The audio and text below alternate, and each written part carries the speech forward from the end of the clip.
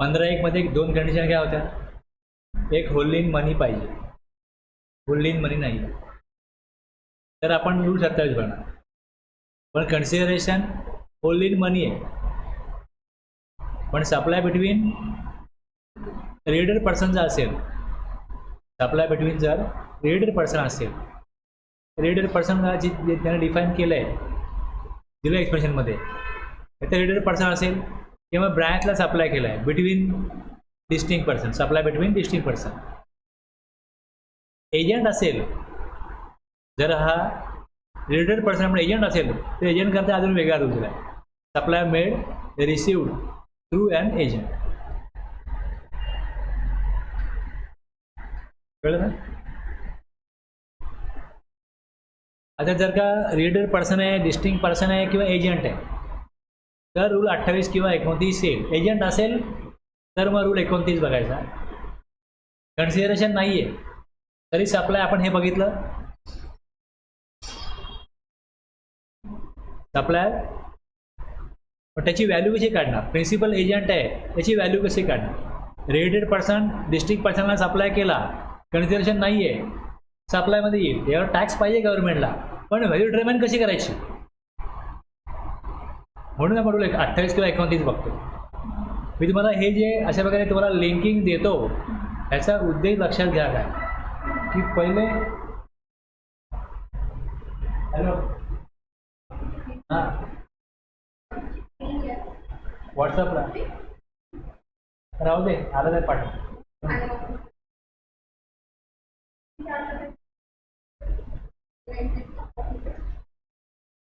अरे बघा इकडे, ज्याप्रमाणे तुम्हाला मी लिंक देतो, पहिले सप्लाय आहे की नाही? सप्लाय आहे. जर सप्लाय असेल तर मग टॅक्स येणार आहे, तर त्याच्यावरती येतो, व्हॅल्यूवरती येतो. व्हॅल्यू डिटरमाइन करायची आहे. आता 15(1) मध्ये ती कंडिशन दिलेली आहे की कन्सिडरेशन आहे का? नाहीच आहे ना तिकडे, म्हणून मग रूलमध्ये जायला लागेल. कॅशमध्ये नाहीच आहे काय कन्सिडरेशन. मग सप्लाय पहिले सप्लाय तिकडे बनला पाहिजे.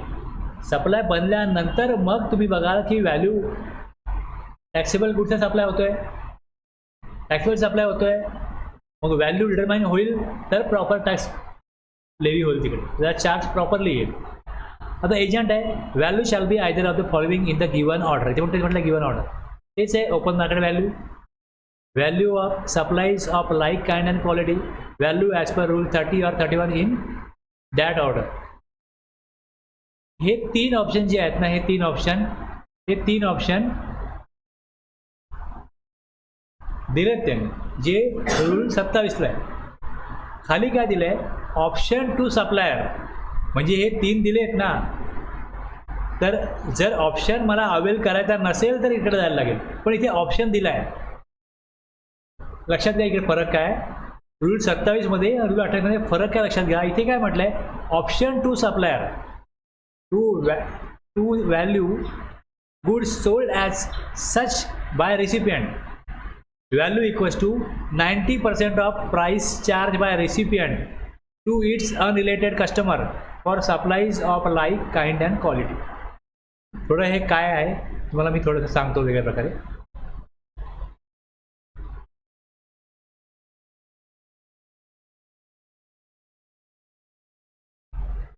ए सप्लाय करणार आहे बीला, बी सप्लाय करतो पीला.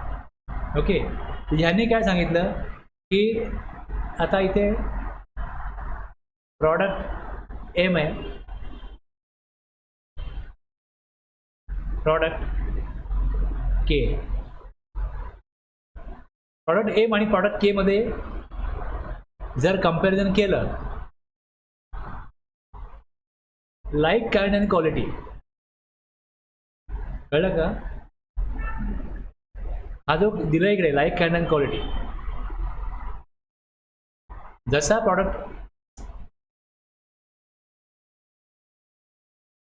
प्रॉडक्ट एम आहे तसाच प्रॉडक्ट के. ऑप्शन काय दिलाय की बी पीला जेव्हा के देतो, जो लाईक काइंड अँड क्वालिटी एमचा आहे, याची व्हॅल्यू जर का 100 रुपये असेल, तर ए जेव्हा एम देईल बीला, याची व्हॅल्यू किती असायला पाहिजे? 90%. 90% of price charge by recipient to its unrelated customer for supplies of like kind and quality. म्हणजे जर त्याची value like kind and quality जी आहे त्याची व्हॅल्यू जर इकडे 100 आहे तर एमची व्हॅल्यू 90 असू शकते. हा एक ऑप्शन दिला आहे. एला काय द्यायचं आहे? Product M. ए सप्लाय करतोय एम प्रॉडक्ट, याची व्हॅल्यू 90% असायला पाहिजे, असू शकते. म्हणजे जर बी पीला प्रॉडक्ट के देतोय जो एमचा लाईक काइंड अँड क्वालिटी आहे, याची जी व्हॅल्यू आहे, एक्झाम्पलला 100 घेतली तर 90% म्हणजे 90 रुपये होईल. या कॉस्टला तो सप्लाय करू शकेल. हा एक ऑप्शन दिला आहे. रूल 27 मध्ये त्याला एक ऑप्शन दिला आहे की ॲटलिस्ट एवढी व्हॅल्यू पाहिजे.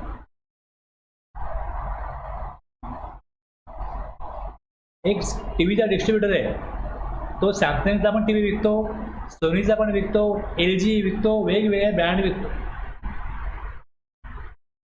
तर लाईक काइंड अँड क्वालिटी त्यामध्ये असेलच ना अशी वस्तू. तर त्यांना हा ऑप्शन जर का सुटेबल असेल, त्यांना जर हा ऑप्शन लागू होत असेल तर ते वापरू शकतात हा ऑप्शन. समजा हा ऑप्शन पण लागू होत नाही धरून चालेल तर अजून काय ऑप्शन आहे का? आता इथे काय म्हटलंय? Recipient eligible for ITC.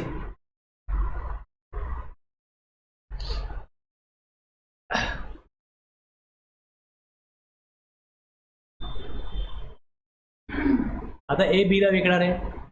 Okay, value काय असली पाहिजे? बी काय करणार आहे? बी पुढे फर्दर सप्लाय करणार आहे सीला, कन्झ्युमरला, कोणाला पण. बी रजिस्टर आहे ना, बी ITC घेणारच आहे ना. मग त्याला तुम्ही व्हॅल्यू एवढीच घ्या तेवढीच घ्या, काही जरी व्हॅल्यू लावली तरी जर तो इनपुट टॅक्स क्रेडिट क्लेम करणार आहे. जर जोपर्यंत कन्झ्युमरला विकली जात नाही वस्तू, ज्यावेळेस एखादा रजिस्टर पर्सन कन्झ्युमरला विकतो जो अनरजिस्टर्ड पर्सन आहे आणि तो टॅक्स डिपॉझिट करतो गव्हर्नमेंटला, तो टॅक्स डिपॉझिट केला ती असेट आहे. आता बी जो काय टॅक्स भरेल गव्हर्नमेंटकडे जमा करेल आणि जर तो ITC घेणार आहे तर गव्हर्नमेंटकडे ती असेट आहे. बीनी काय केलं? एला टॅक्स दिला, याचा ITC बी क्लेम करणार आहे ना. म्हणजे जो काय परचेस केला एकडनं बीनी, जमा केला तो टॅक्स कोणी?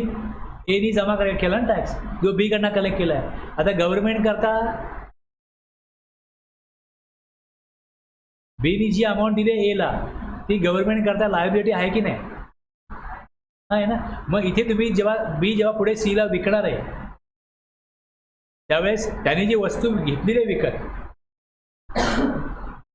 जी एनी भरलेली अमाऊंट, मग एला तुम्ही 5 रुपये दिले काय, 10 दिले काय, 15 दिले काय, तो ITC घेणारच आहे ना बी. मग जेव्हा तुम्ही कुठलीही व्हॅल्यू डिटरमाइन करायला दिली तर गव्हर्नमेंटला काय नुकसान नाही आहे. म्हणजे जर मॅन्युफॅक्चर डिस्ट्रीब्युटरला सप्लाय करतो आणि डिस्ट्रीब्युटर रजिस्टर्ड पर्सन असेल तर त्याला तुम्ही कुठलीही व्हॅल्यू दिली तर चालू शकेल ना. हा ऑप्शन काय द्यायला हरकत आहे? मग ह्यातनाच याच मानसिकतेमधनं मला असं वाटतं की त्यांना हा ऑप्शन दिला गेला आहे की रिसिपियंट इलिजिबल असेल ना ITC करता तर invoice value equals to open market value. जी टॅक्सेबल व्हॅल्यू आहे तीच आम्ही ओपन मार्केट व्हॅल्यू मान. म्हणजे पहिला ऑप्शन इनडायरेक्टली वर्क झाला. पहिला ऑप्शन काय? ओपन मार्केट व्हॅल्यू पाहिजे ना. मग ते काय म्हणतात? रिसिपियंट ITC घेणार आहे का? यस घेणार आहे. तुम्ही जी व्हॅल्यू इनवॉइसमध्ये द्याल ती ओपन मार्केट व्हॅल्यू आमच्याकडे. कळलं ना? गव्हर्नमेंटला जर का GST कायदा आणण्याचा उद्देश काय की आम्ही तरतुदी अशा करू की तुमचं काम इझी होईल. ह्यातनं ते होत आहे ना की फार विचार करायची गरज नाही. जर मॅन्युफॅक्चरर आहे, डिस्ट्रीब्युटर आहे, पुढे होलसेलर आहे, रिटेलर आहे, मग कन्झ्युमर आहे. म्हणजे मधल्या चेनमध्ये व्हॅल्यू जर का रिटेल पर्सनला दिली जाते आहे तर कुठली व्हॅल्यू लावा? तो ITC घेणार आहे का? येस, तो घेणार आहे ITC. मग सप्लायर जो जी व्हॅल्यू लावेल इनवॉइसमध्ये, invoice value equal to open market value, taxable value जी आहे. कळलं ना एवढं? तुम्ही ज्यावेळेस कुठलंही काही चेकिंग करताय, काही करताय तुमच्या माइंडमध्ये हे आलं पाहिजे की इथे काय चाललंय, ह्याला सप्लाय आहे का, व्हॅल्यू सेक्शन 15(1) प्रमाणे येणार आहे का, 15(2) मध्ये ॲडिशन आहे का, 15(3) मध्ये काय वजा करायचं आहे का, 15(1) मध्ये ॲडिशन होत नाहीये, मग रूल 27 बघतोय का आपण, 28 प्रमाणे व्हॅल्यू आली आहे का, 29 प्रमाणे आली आहे का, हे सगळं विचारात घेऊन तुम्ही काम करा. एकदा का तसं माइंडला ट्रेनिंग दिलं तर साहजिक आहे असे लोक आहेत ते सेक्शन रूलमध्येच बोलतात, हे असं करा, ह्याप्रमाणे आहे 28 प्रमाणे केलं, हे 29 प्रमाणे करा, हे या सेक्शनप्रमाणे करा, हे या रूलप्रमाणे करा, याच प्रकारे बोलतो. लॉ बनलाय ना, खेळाचे नियम ठरले आहेत ना, त्याप्रमाणेच खेळ चालणार आहे. कोणाला काय वाटतं किंवा हे मला तार्किक वाटतं, हे अतार्किक वाटतं, ह्याला काय तिथे महत्त्व नाही आहे. 100 लोक 100 ओपिनियन देतील, पण एकदा तुम्ही कायदा बनवला का, या कायद्याप्रमाणे काम चाललंय की नाही, करायचं आहे सगळ्यांनी, याच कायद्याप्रमाणे तपासायचं आहे. हाच आहे ना जॉब तुमचा, प्रत्येकाचा हाच जॉब आहे. जे ज्यांना लॉ अप्लिकेबल आहे त्याप्रमाणे काम करतील, आणि ज्याला लॉ इम्प्लिमेंट करायचा आहे तो नियमाप्रमाणे लॉ अंमलात आणला जातो की नाही हे आपल्याला बघायचं, हे बघणार येतो.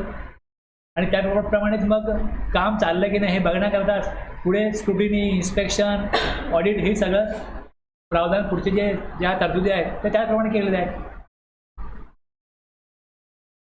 एजंट जर असेल, value shall be either of the following in the given order, open market value और 90% of price charge by recipient to his unrelated customer. Customer पण काय पाहिजे, अनरिलेटेड पाहिजे, हे लक्षात घ्या. मगाशी सांगत राहिला मला मुद्दा हा की तो पण अनरिलेटेड पाहिजे. म्हणजे इथे जेव्हा मी हे सांगितलं आहे तेव्हा बी आणि पी जेव्हा आपण म्हणतो तेव्हा बी आणि पी हे अनरिलेटेड आहेत हेही बघितलं पाहिजे, कळलं?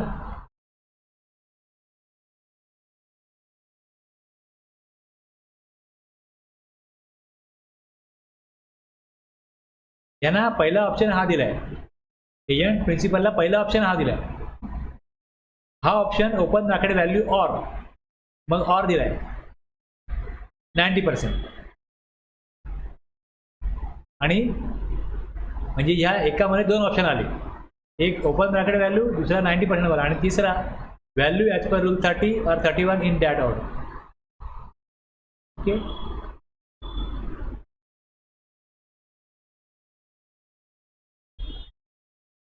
or 90% of price charge by recipient to his unrelated customer for supplies of like kind and quality. कळलं काय झालं?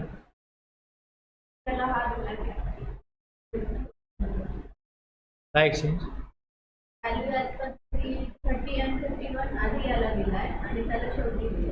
नाही, हा शेवटीच आहे ना. कुठे इथे इथे काय दिलं आहे बघा, हे 3 ऑप्शन दिले आणि मग हे खाली काय म्हटलं, ऑप्शन टू सप्लायर.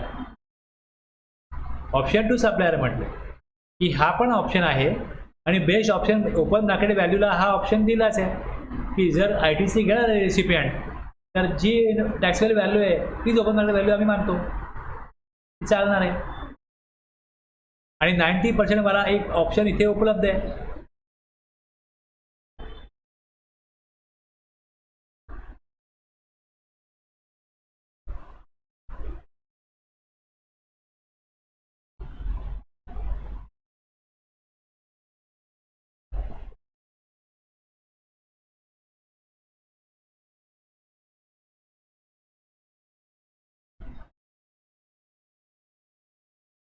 आता रूल 28 बघा, जे एक्झाम्पल आहे तिकडे, DM limited is a computer manufacturing company, hold 90% equity shares capital in EK limited.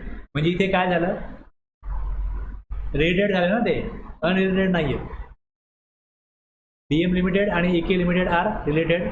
G taste आहे पहिले ती अनरिलेटेडची, त्यामध्ये हे बसत नाही, हे रिलेटेडमध्ये आले. On 18 August, supplies a computer to EK Limited 1,10,000. The same computer is supplied on the same day to unrelated customer for rupees 1,40,000. 1,40,000 unrelated कस्टमरला, म्हणजे ती ओपन, म्हणजे ऑप्शन 1 जो आहे 1,40,000 may be taken value of, ही झाली ओपन मार्केट व्हॅल्यू किती, 1,40,000. EK Limited supplies similar computer to its unrelated buyer for 1,50,000. Okay, EK Limited supplies similar computer म्हणजे हे लाईक काइंड अँड क्वालिटी आहे. दुसऱ्या कंपनीची तो विकतो पुढे 1,50,000. म्हणजे या 1,50,000चा ऑप्शन जो दिला आहे त्याचे 90% किती होतील? 1,35,000. ओके,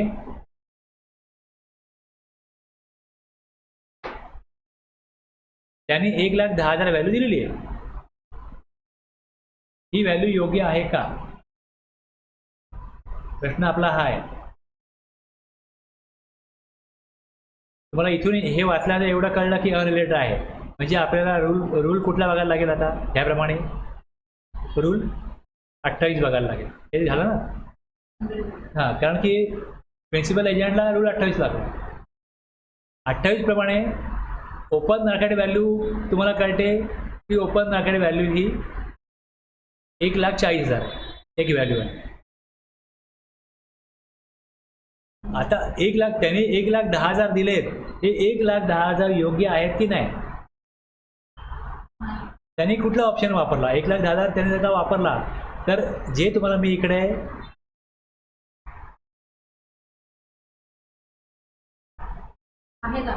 लास्ट तुम्हाला जो ऑप्शन दिला की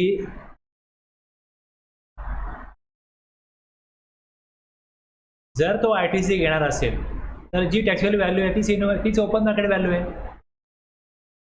असं आहे ना? हा ऑप्शन त्यांना अवेलेबल आहे ना प्रिन्सिपलला आणि एजंटला. मग हे बघायला पाहिजे invoice value of 1,10,000 can be taken as value as a recipient entitled to full ITC. Open market व्हॅल्यूचा ऑप्शन घ्यायला पाहिजे आहे. पण ऑप्शनप्रमाणे ओपन मार्केट व्हॅल्यू हा ऑप्शन 2 मधून मिळते की तो वापरू शकतो. मग ती बरोबर आहे. 1,10,000 घेऊ शकतो तो. ओपन मार्केट व्हॅल्यू नसेल तर पुढचा ऑप्शन आहे.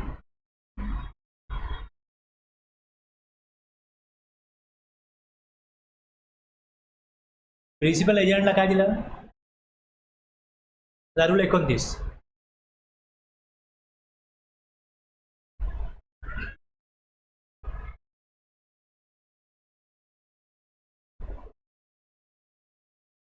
अठ्ठावीस कोणाला होता? अनरेटेड पर्सनला होता. बरोबर आहे, रेटेड पर्सनला होता. आता प्रिन्सिपल एजंटला काय ऑप्शन आहे? पहिला option open market value or 90% किंवा दुसरा 110% ऑफ कॉस्ट ऑफ सप्लाय किंवा बेस जजमेंट हेच ऑप्शन मिळतात. ABC Limited supplies goods to its agent and the agent is supplying goods of the like kind and quality in subsequent supplies at price. बघा कसं आहे, principal agent करता वेगळा rule आहे आणि डिस्टिंक्ट पर्सन आणि रिलेटेड यांना वेगळा आहे. म्हणून हे आपण दोन वेगळे बघतो. वरच्या एक्झाम्पलला काय होतं? इकडे रिलेटेड पर्सन किंवा डिस्टिंक्ट पर्सन होतं. इथे प्रिन्सिपल एजंट नव्हते किंवा असं इथे ते अपेक्षित नाही आहेत. प्रिन्सिपल एजंटला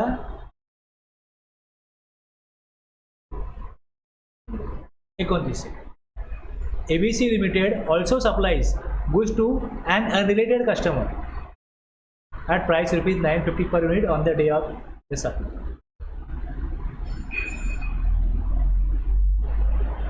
कळलं? आता एक ऑप्शन काय आहे? 90% ऑफ 1,000 आणि दुसरा ऑप्शन ₹900.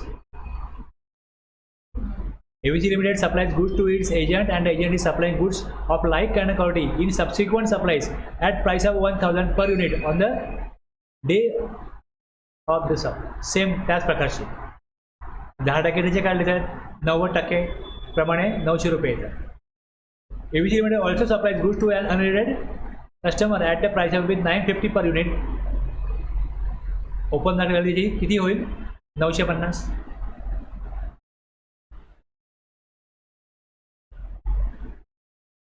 झाले 27, 28, 29, 30, 31 मध्ये केव्हा जायचं? आपलं जे मगाशी झालं बोलणं त्याप्रमाणे 31 येतोच केव्हा की 15(1) पहिले लागू होत नाही. 15(1) मध्ये व्हॅल्यू डिटरमाइन करता येत नाही. मग रूल 27 बघितला तर त्यामध्ये बार्टर एक्सचेंज किंवा असेट ट्रान्सफर केली विदाउट कन्सिडरेशन तर तो 27 येईल. 28 कोणा करता येईल?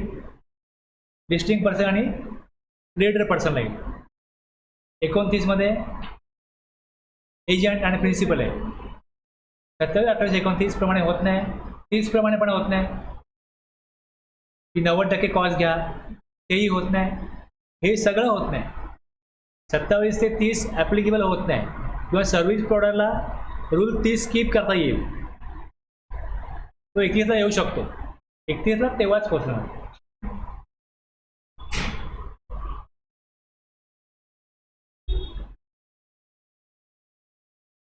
A cosmetic company buys its product from a subcontractor who supplies testers of each product to be placed in retail outlet free of cost.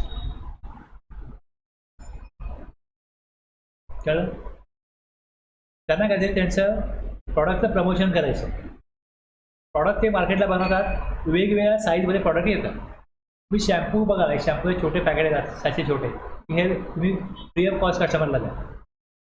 दुसऱ्या कुठल्या कंपनीचं प्रॉडक्ट घ्यायला येईल त्यांचं कॉम्पिटिटिव्ह कंपनीचं, तर ते दुकानदाराला सांगतात की तुम्ही काय करा, हे पण लोकांना फ्री सॅम्पल द्या. मग त्यांना फ्री सॅम्पल वाटण्याकरता ते बनवायचे की दुसऱ्या कंपनीचं प्रॉडक्ट आहे आणि आपल्या कंपनीचं प्रॉडक्ट आहे. तर आपल्या कंपनीचं प्रॉडक्ट मार्केटला जास्त जायला पाहिजे. तर आपल्या कॉम्पिटिटरचं प्रॉडक्ट, जे कॉम्पिटिटिव्ह प्रॉडक्ट कंपनीचं जे आहे ते जो कस्टमर विकत घ्यायला येईल, आपण ॲक्च्युली जो फायनली विकतो कोण? किरकोळ व्यापारी मार्केटमध्ये विकत असतो. तर आपण किरकोळ व्यापाऱ्याला असं सांगू की आमचे फ्री सॅम्पल, हे जे प्रॉडक्ट दुसरी कंपनी ज्या मागायला येईल त्यांना हे तुम्ही फ्री द्या. हे सोप आहे, जो समजा गोदरेज सोप आहे, जो लक्स मागायला येईल त्याला गोदरेजचाच जो काय प्रॉडक्ट असेल छोटा सोप फ्री द्यायचा. तुमचा ब्रँड लक्स आहे ना, गोदरेज छोटा बघा, हा वापरून बघा, free of cost. The company and sub contractor are related person. बरोबर. आता याच्यामध्ये व्हॅल्यू डिटरमाइन करता येत नाही आहे, ओपन मार्केट व्हॅल्यू काढता येत नाही आहे. ह्या सगळ्या टेस्टमधनं गेल्यानंतर असं झालं की सब कॉन्ट्रॅक्टर सांगतो does not have detail of cost of acquisition of such tester. ते केवढ्याला घेतले हे सब कॉन्ट्रॅक्टरला माहिती नाही. As none of the method in rule 27 to 30 will work for valuing these testers, the value will have to be determined by using reasonable means consistent with the principal and agent provision of section 15 आणि rule. Section 15 आणि rule 29 हे एकत्रितपणे विचार करून एक त्यांनी ठरवलं काय, possible method may be pro रेटा reduction of the price based on different in size from the product that is sold. आता ह्यात काय केलं, यांनी कसं केलं बघा. काय केलं ह्यात, काय करता येईल, कशाप्रकारे करता येईल की जे तुम्ही सॅम्पल देत आहे, ॲक्च्युली तुमच्याकडे जे काय वस्तू विकली जाते ती किती ग्रॅमची, किती लिटरची, कुठल्या वजनावर तुम्ही विकता. जर साबण आहे, तो जर का 100 ग्रॅम साबणाची किंमत जर का 50 रुपये असेल, तर जे तुम्ही सॅम्पल बनवत आहे ते किती ग्रॅमचं आहे? 10 ग्रॅमचं आहे, 20 ग्रॅमचं आहे सॅम्पल, बरोबर आहे ना. मग 100 ग्रॅमला जर का 100 रुपये असतील तर 10 ग्रॅमचे 10 रुपये होतील ना. प्रो रेटा बेसिस, प्रो रेटा रिडक्शन, व्हॅल्यू रिड्यूस करा. मॅन्युफॅक्चरर ज्या वेळेस आपला जो सब कॉन्ट्रॅक्टर आहे तो मॅन्युफॅक्चरला काय कॉस्ट लावतो, त्यांनी सगळं प्रोडक्शन प्रोसेस चालू केली होती, त्यात किती कंटेंट मटेरियल लागलं माहिती नाही. म्हणते किती मटेरियल लागलं माहिती नाही, म्हणजे 90% काढायचे ना मटेरियलचे, ते काढता येत नाही त्याला. तो म्हणतो की आम्ही ज्या करता काम करतो हे बोलले थांबवा काम, पहिले आम्हाला काय करा, सॅम्पल बनवून द्या. म्हणजे अर्धा ते काम झालं आहे, जे काय त्यांचं रॉ मटेरियल होतं किंवा वर्क इन प्रोग्रेस होतं त्यात त्यांनी हे टेस्टर बनवले. त्यामुळे 90% व्हॅल्यू काढता येत नाही, रूल 30 वापरता येत नाही, आणि ते फायनल प्रोडक्ट बनलं त्याची व्हॅल्यू काय असावी. मग 31 प्रमाणे तुम्ही काय करा, किती वजन आहे त्या सॅम्पलचं आणि किती वजन आहे फायनल प्रोडक्टचं तुलना करा, ती व्हॅल्यू काढता येईल. म्हणजे ही व्हॅल्यू 15 प्रमाणे येत नाही, रूल 27, 28, 19 प्रमाणे येत नाही, 30 प्रमाणे येत नाही, रूल 31 प्रमाणे येत. रूल 31 तेव्हाच लावला जाऊ शकतो ज्या वेळेस सेक्शन 15(1) आणि रूल 27 ते 30 वर्क करत नाही. सर्व्हिस प्रोव्हायडर रूल 30 स्किप करू शकतो. एवढं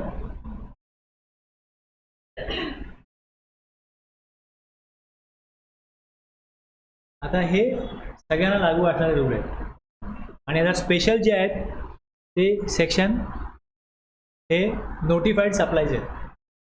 रूल 31(a) याची पॉवर 15(5) सांगितलं की आम्ही जे नोटिफाय करू त्याचं व्हॅल्युएशन, त्या सप्लायचं व्हॅल्युएशन याप्रमाणे करायचं. 31(a) रूल बनवला. आता लॉटरी जी असते, सेंट्रल गव्हर्नमेंट, स्टेट गव्हर्नमेंट किंवा local authority, supply of lottery by the organising state. Organising state means the state government which conducts the lottery either in its own territory or sells its ticket in the territory of any other state. बरोबर आहे. ह्यात बघायचं असं higher of 2 amounts. एक जी ticket आहे त्या तिकीटची face value असते, face value. दुसरं जे ऑफिशियल गॅझेट आहे, price as notified in the official gadget by the organising state. या दोन व्हॅल्यू बघायच्या की त्या गॅझेटमध्ये काय व्हॅल्यू आहे त्या लॉटरी तिकीटची आणि फेस व्हॅल्यू काय. त्यातली जी हायर व्हॅल्यू आहे त्या हायर व्हॅल्यूवरती 100/128 करायचं. 28% जीएसटीचा रेट आहे. जीएसटी भरायचा 28%. तर जी फेस व्हॅल्यू आहे त्याला डिवाइड करा higher of 2 amounts to be determined as the value. आता हे कसं करायचं खाली दाखवतो.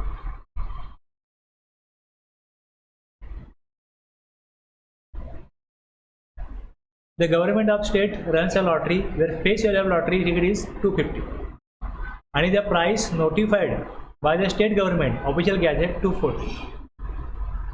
Higher कुठली आहे 250. मग 250 into 100/128 म्हणजे 195 वरती 28% टॅक्स लागेल.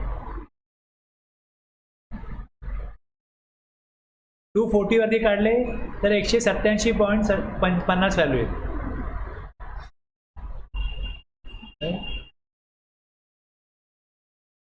मी थोडा वेळ का घेतो मध्ये की तुम्ही थोडा विचार करा, तुमचा विचारचक्र चालू झाला पाहिजे. एक्झाम्पल खाली होतं त्याचं, पण काय आहे 100 आणि 128 काय आहे. फेस व्हॅल्यू जी आहे, तुम्ही लॉटरी तिकीट घ्यायला 200 रुपये, 250 रुपये, बक्षीस किती आहे 1 करोड, 2 करोड, 5 करोड. पण जीएसटी कसा काढणार कळलं. आणि रेट डिटरमाइन केला गव्हर्नमेंटने त्याचा 28%, नोटिफाय केलेला रेट 28%. 28% कसे देणार, कोण देणार. आता ह्याच्यामध्ये स्टेट गव्हर्नमेंट किंवा सेंट्रल गव्हर्नमेंट जीएसटी नंबर घेऊन तिकीट विकत नसतात, त्यांचा एजंट आहे. तो एजंट रिव्हर्स चार्जमध्ये जीएसटी भरत असतो गव्हर्नमेंट. त्यामुळे रिव्हर्स चार्ज लॉटरी तिकीट हे काय ॲक्शनेबल क्लेम आहे. ॲक्शनेबल क्लेम गुड्स आहे आणि नोटिफिकेशनमध्ये रिव्हर्स चार्जच्या लॉटरी तिकीट डिस्ट्रीब्युटर जीएसटी भरेल, रिव्हर्स चार्जमध्ये त्याची एंट्री. बरोबर आहे ना. लिंक लक्षात घ्या. फॉरवर्ड चार्ज आहे का रिव्हर्स चार्ज आहे. तर इकडे रिव्हर्स चार्ज आहे. गव्हर्नमेंट डिस्ट्रीब्युटरकडून टॅक्स घेत नाही. जो एजंट आहे लॉटरी सेलिंगचा, जो एजंट आहे तो डिस्ट्रीब्युटर आहे, तो गव्हर्नमेंटला टॅक्स देतो रिव्हर्स चार्जमध्ये. गव्हर्नमेंट त्याला लॉटरी देईल, टॅक्स तो रिव्हर्स चार्जमध्ये भरेल. तो परचेस करत गव्हर्नमेंट करणार, टॅक्स त्याला भरायचा.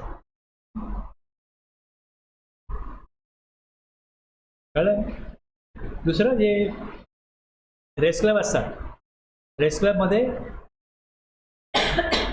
Supply of actionable claim in the form of chance to win in betting, gambling और horse racing in a race club, 100% of the face value of the bet or the amount paid in to the total budget. एक device असतं, computer device, किती लोकांनी त्यामध्ये बेट लावले ते बघितलं जातं. जो रेस अरेंज करतोय त्याचे काही चार्जेस असतील, त्या रेसिंग क्लबचे टॅक्सेस असतील, ते वजा करून जी अमाऊंट उरते ती अमाऊंट विनरमध्ये वाटली जाते. हे काम ते डिव्हाइस करतो. 100% of the face value of the bet or the amount paid in to the total data.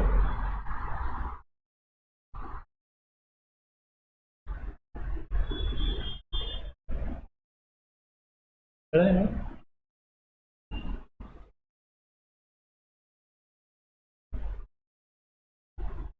आता रूल 31A झाला, हा रूल 32. या 32 मध्ये परचेस और sale of foreign currency including money changing.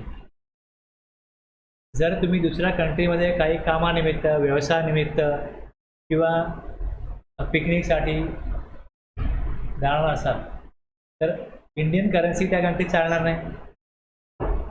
तिकडची करन्सी पाहिजे ना तुम्हाला, तर मग ती करन्सी, इंडियन करन्सी देऊन ती करन्सी घेतली जाते. इंडियाचे 1,00,000 रुपीज हे काय तुम्ही लंडनला गेलं तर चालणार नाही. मग त्या देशामध्ये काय करन्सी, ती करन्सी तुम्हाला रुपीज देऊन ती मिळते, ती तुम्ही घ्याल आणि तिकडे जाऊन त्या देशामध्ये तिथला व्यवहार करू शकाल. त्यामुळे जे दोन भारत सोडून कुठे जातात त्यांना अशा प्रकारे करन्सी लागते. तुम्ही करन्सी घेतली, परत आला का तुम्हाला इंडियामध्ये त्या करन्सीचा उपयोग नाही. मग तुम्ही परत एजंटला बोलाल, हे करन्सी रुपीज दे मला. एक काय होतं, इंडियन रुपीज दिले, फॉरेन करन्सी घेतली. दुसऱ्या फॉरेन करन्सी दिली आणि इंडियन रुपीज दिले. म्हणून काय म्हटलं, purchase or sale of foreign currency including money change. एक आहे booking of ticket for air travel by air travel agent. Air travel agent जो असतो, एजंट थ्रू बुकिंग होतं. तर एजंटला किती जी कमिशन मिळतं, एजंट कमिशन घेतो विमान कंपन्यांकडनं आणि बुकिंग करतो. तर त्याच्याकडनं जीएसटी कशा प्रकारे घ्यायचा, त्यांनी कुठल्या व्हॅल्यूवर जीएसटी पे करायचं, त्याकरता ती तरतूद त्या रूलमध्ये आहे. तिसरं लाईफ इन्शुरन्स बिझनेस त्याकरता. चौथं सेकंड हँड गुड्स. जसं मी कार परचेस केली, काय वर्ष वापरली, मी ती कार विकतो. एक्सचेंजमध्ये कसं होतं, एक्सचेंजमध्ये की जुनी कार द्या आणि नवीन कार घ्या. नवीन कार मी 10 लाखाची घेतली आणि जुन्या कारचे मला 2 लाख मिळाले. कळलं? आयदर मी एक्सचेंजमध्ये विकीन किंवा एक्सचेंजमध्ये मला 2 लाख मिळतात. पण ते जी बाहेर कोणाला विकली, असे जे लोक आहेत जे जुन्या कार घेतात, ते बोलतात तुम्ही शोरूममध्ये जाल, तुम्हाला 2 लाख मिळतील, आम्ही तुम्हाला 2.5 लाख देतो. त्यांनी 2.5 लाखाला घेतली व्हॅल्यू ती कार, तो थोडेफार चेंजेस करून ती कार 4 लाखाला विकतो.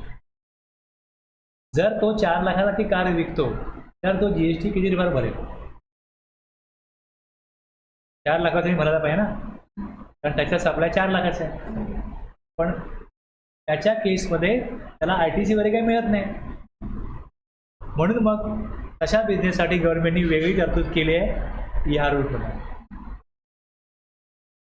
नॉर्मली तुम्हाला आतापर्यंत जेवढा माहिती आहे, तुम्ही हेच बोलाल ना, जर तो 4 लाख घेतो म्हणजे त्याचं काय ट्रान्झॅक्शन व्हॅल्यू 4 लाख आहे. माझी कार त्याने 2.5 लाखाला घेतली, खर्च केला, गाडी ओके केली आणि तुम्हाला त्याने 4 लाखाला दिली. तुम्हाला तो बोलेल, तुम्हाला मी गाडी देतो, कंडिशन एकदम ओके आहे आणि तुमच्या नावावरती गाडी करून मिळेल, तुम्हाला तुमच्या नावावर करून देण्याचे करेपर्यंत चार्जेस 4 लाख रुपये.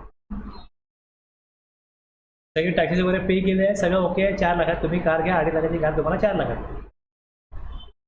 तर साहजिक आहे ना, त्यांनी सेक्शन 15 प्रमाणे 4 लाख आहे त्याचा ट्रान्झॅक्शन व्हॅल्यू आहे, त्यांनी 4 लाखावर टॅक्स पे करायला पाहिजे. यात वेगळं आहे, यात वेगळं आहे. त्यांच्याकरता वेगळी तरतूद गव्हर्नमेंटने केली. Value of redeemable voucher, stamp, coupon, token याच्यावरती जीएसटी कसा काय व्हॅल्यू घ्यायची. मला कुपन मिळालं, हे कुपन घ्या आणि 500 रुपयाची खरेदी करा. एक कुपन घ्या 1000ची खरेदी करा. तसं व्हॅल्यू ऑफ रिडीम करा, redeemable voucher, stamp, coupons, token हे जे असतात याची व्हॅल्यू काय येईल.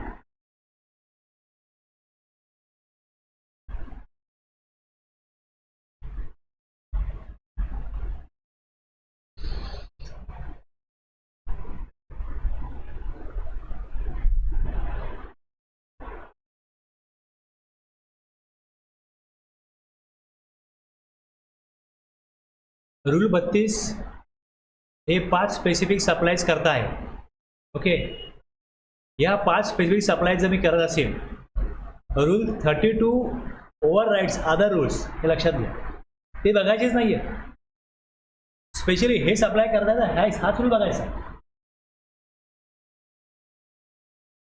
The valuation method prescribe under rule 32 are optional. The supplier can use them if he so desire. त्याची इच्छा असेल तो वापरू शकतो. त्याला फायदा वाटतो तर तो वापरणार. मी मला जसं कारचं सांगितलं, त्या कारच्या केसमध्ये त्याला 15(1) जर का फायदेशीर वाटतो किंवा जर रूल 32 फायदेशीर वाटतो तर ते रूल 32 वापरू शकतो. त्यांनी 15(1) प्रमाणे 4 लाखावर टॅक्स दिला तर गव्हर्नमेंटला काही प्रॉब्लेम नाही ना. पण जर त्याला सांगितलं की तू 2.5 लाखाला काय परचेस केली, 4 लाखाला विकतोयस, परचेस केली 2.5 लाख, विकतो 4 लाख, 4 मायनस 2.5 1.5 लाख तुझं मार्जिन आहे ना, 1.5 लाखावर टॅक्स दे. जर त्याला त्या रूलमध्ये असं सांगितलं गेलं तर तो 15(1) कंप्लायन्स करेल का. लक्षात. पण गव्हर्नमेंट म्हणतं की आम्ही तुला फोर्स नाही करत, तुझी इच्छा आहे दे 15(1) प्रमाणे. पण ऑप्शन दिला आहे की त्यांना काय अडचण आहे किंवा त्यांना गव्हर्नमेंटला काय रिलॅक्सेशन द्यायचं आहे म्हणून हा रूल दिला की तो ऑप्शन वापरू शकतो.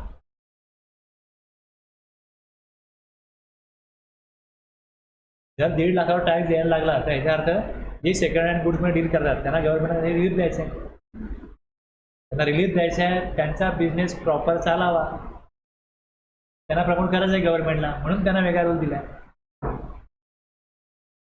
तुम्हाला जेव्हा असा प्रश्न पडेल ना की हे का केलं असेल, हा प्रश्न आपल्याला पडतोच. तर काहीतरी लोकांची मागणी किंवा गव्हर्नमेंटला एखाद्या क्लास ऑफ पर्सनला काहीतरी सुविधा द्यायची आहे टॅक्समध्ये, म्हणून ते केलं असणार.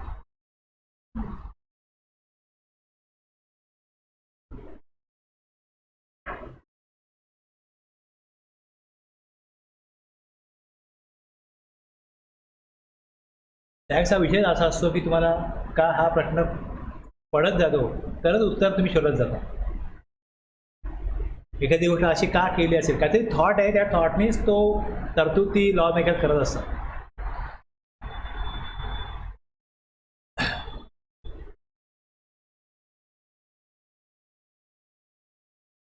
(32)(2) ला आलो. Determination of value of service of purchase और sale of foreign currency including money change. Okay, आता ज्यावेळेस करन्सी इंडियन रुपीजमध्ये transaction where one of the currencies exchange is Indian rupees, the value of supply is difference between buying rate और selling rate of currency and RBI reference rate for that currency at the time of exchange multiplied by the total unit of foreign currency. एवढं वाचून काहीच कळणार नाही असं वाक्य. एक एक शब्द तुम्ही पुढे पुढे जा, म्हणजे शब्दांचा समूह आहे. The value of supply, value of supply आपण काढतो, is a difference between buying rate एक बघायला लागेल, selling rate of currency and RBI reference rate. दुसरा काय, and RBI reference rate for that currency at the time of exchange multiplied by the total unit of foreign currency. त्यामुळे total unit of foreign currency हे एक बघायला लागेल.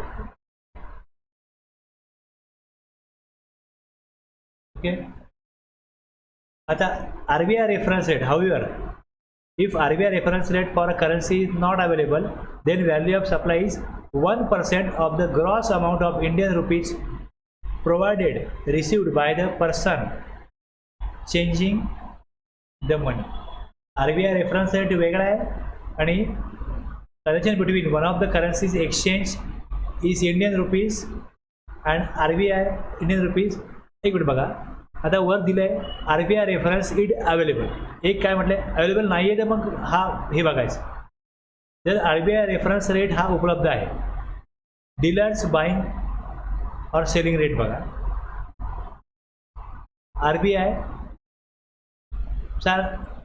RBIचा rate काय हे बघा.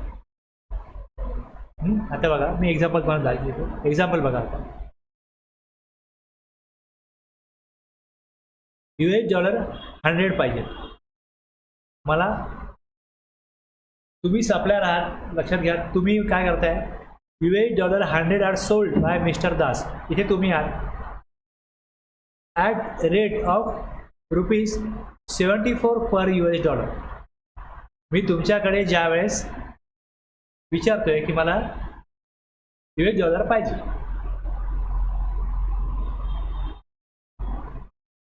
on 10th May, $100 are sold by Mr. Das at the rate of ₹74 per $, through Eastern Money Changes. RBI reference rate ₹75 per $. किती आहे, 75. RBI reference rate 75. Dealers buying और सेलिंग रेट किती आहे, 75. सॉरी, ते किती आहे, 74. The value of supply is in this case is ₹75. इथे तुम्ही एक बघा, डीलर्स बाइंग और सेलिंग रेट किंवा RBI बेस रेट. काय बघायचं आहे, RBI base rate. The value of supply in this case is 75 minus 74.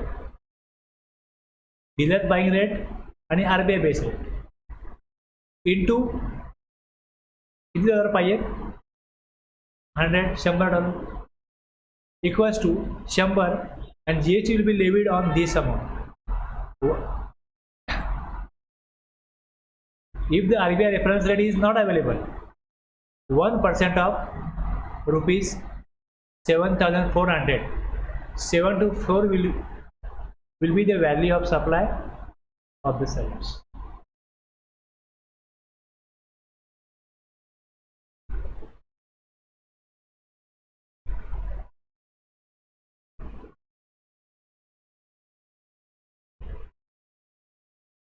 ह्या केसमध्ये व्हॅल्यू 100 येते आणि ह्या केसमध्ये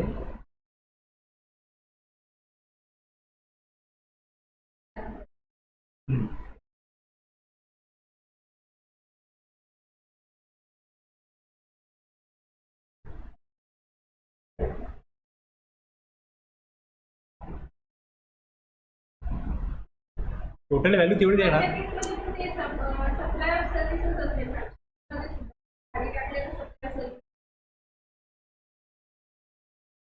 हे सर्व्हिसेस आहे, त्यात कुठे गुड्स काय दिले जात नाही, तो विषयच नाही आहे. सर्व्हिसेस आहे सर्व्हिसेस.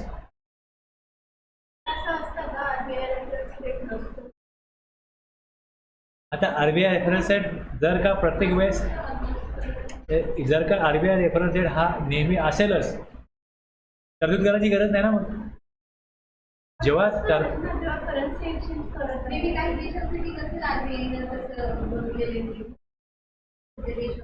हां,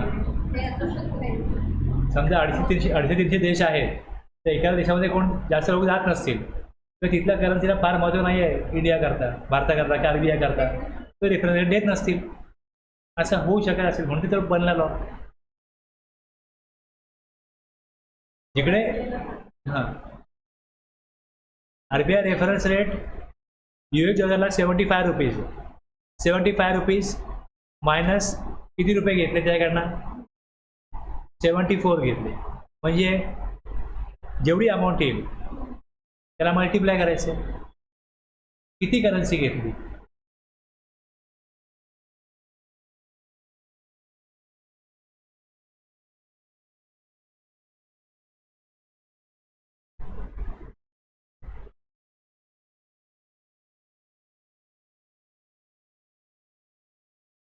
हे झालं, किती इंडियन रुपीज इन्व्हॉल्व आहेत. पण समजा UK पाऊंड आणि US डॉलर असं एक्सचेंज.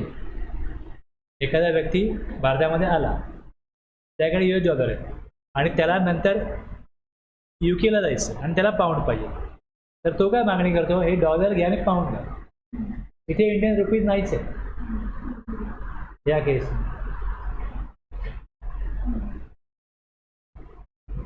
जो व्यवहार आहे हा इंडियन रुपीजमध्ये नाहीच आहे. तर ह्या केसमध्ये काय करता येईल? दोन मेथड आहेत यामध्ये, दोन मेथड आहेत. ओके, दोन मेथड आहेत. हे राहू दे, तुम्ही नंतर घेऊ. हे राहू दे, सोपं आहे ते पहिले घेऊ. हां, तुम्हाला ते मी वर तुम्हाला दिलं आहे ना, ते वाचूनही कळेल तुम्हाला. पण थोडं यावरती फोकस, थोडं कॉन्सन्ट्रेशन करायची गरज आहे. तुम्हाला वाचल्यानंतर पण कळणार का त्यात एक्झाम्पल आहे. आता जे डोमेस्टिक एजंट असतात, जे एअर ट्रॅव्हल एजंट असतात, ते डोमेस्टिक म्हणजे भारतामध्ये कुठं जायचं आहे, मुंबई दिल्ली हेही बुकिंग करतात. आणि ज्याला कुठे भारताबाहेर जायचं आहे त्याचे बुकिंग म्हणजे इंटरनॅशनल एअर ट्रॅव्हल. मग ह्यात लॉ मेकरने काय केलं, दोन वेगळी कॅटेगरीज पाडल्या. तिकीट बुक कशाकरता केलं आहे? तिकीट बुक केलं आहे भारतामध्येच प्रवास करण्याकरता बुकिंग केलं आहे. व्हॅल्यू ऑफ सर्व्हिस, आता बुकिंग ऑफ तिकीट ही व्हॅल्यू ऑफ सर्व्हिस आहे for air travel by an air travel agent is 5% of basic fare. आता जेव्हा बेसिक फेअर हा शब्द येतो तेव्हा त्यालाही महत्त्व आहे. बेसिक फेअरवरती 5% किंवा 10% व्हॅल्यू असेल कोणाची? एअर ट्रॅव्हल एजंटची. आता एक तिकीट त्यांनी बुक केलं, त्याची टोटल व्हॅल्यू ऑफ तिकीट होती 1,15,400. ओके, डोमेस्टिक बुकिंग केलं, तिकीटची व्हॅल्यू 1,15,400 होते. पण त्यामध्ये basic fair 1,09,000, other charges and fees 9,510, taxes 4,990. कळलं? कळलं? तुम्हाला जसा PF वगैरे कॅल्क्युलेट करतात तेव्हा बेसिकवर याच्या काढायचं आहे ठराविक अमाऊंट, तसं ते आहे. तर तुमच्या सॅलरीमध्ये वेगवेगळे असे अलाउन्सेस, आणखी सॅलरी वेगळी असते, तसंच त्या तिकिटामध्ये पण आहे की बेसिक फेअरने इतर चार्जेस वेगवेगळे असतील, तर बेसिक फेअरवरती व्हॅल्यू काढायची 5% किंवा 10%. कळलं?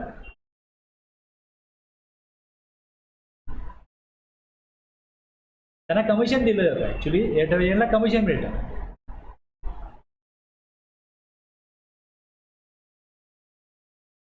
Value of service of booking of ticket for air travel when air travel agent is 5% of basic fare in case of domestic travel and 10% of basic fare in case of international travel. Value of supply किती? तर 5% domestic travel असेल तर 5% basic फेअरच्या आणि 10%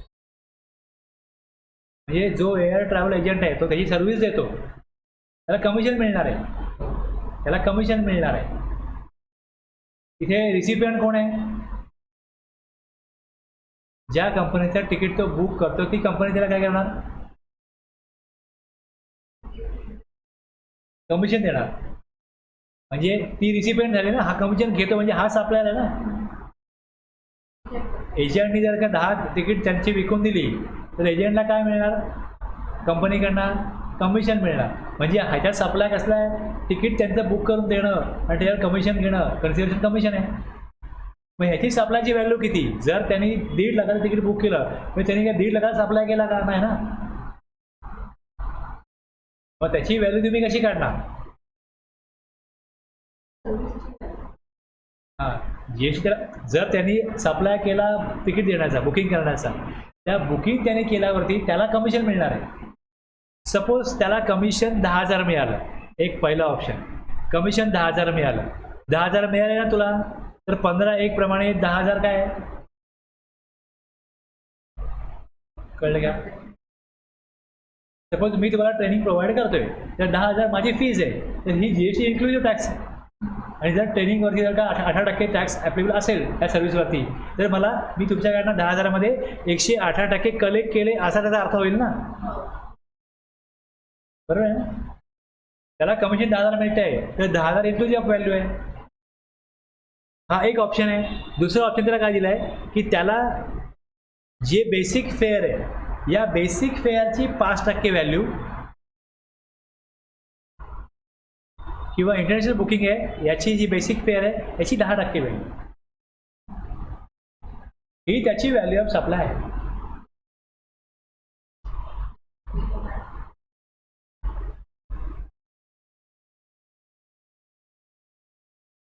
आता basic fair in case of domestic supply किती झाले?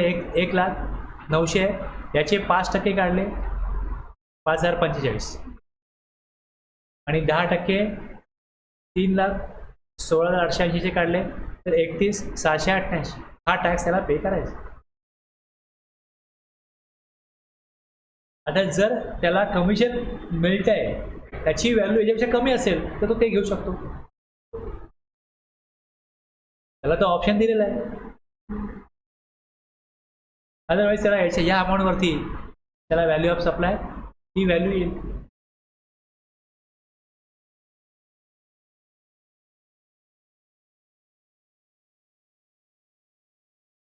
कळलं?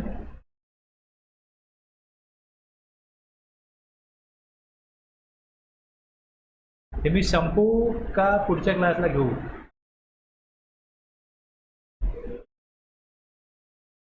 काय होतं नॉर्मली मी असंच करतो, हे संपवत नाही.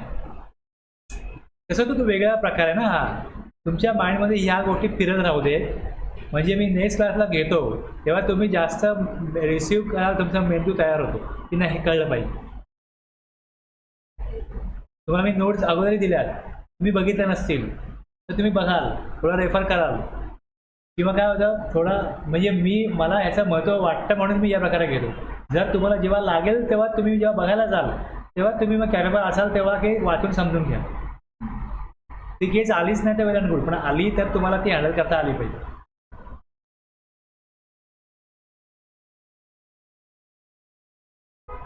आता कसं आहे, मला जर का मी दुसरी बॅच सुरू केली तर मला मग थांबावंच लागेल. हां, मग काही इलाज नाही ना.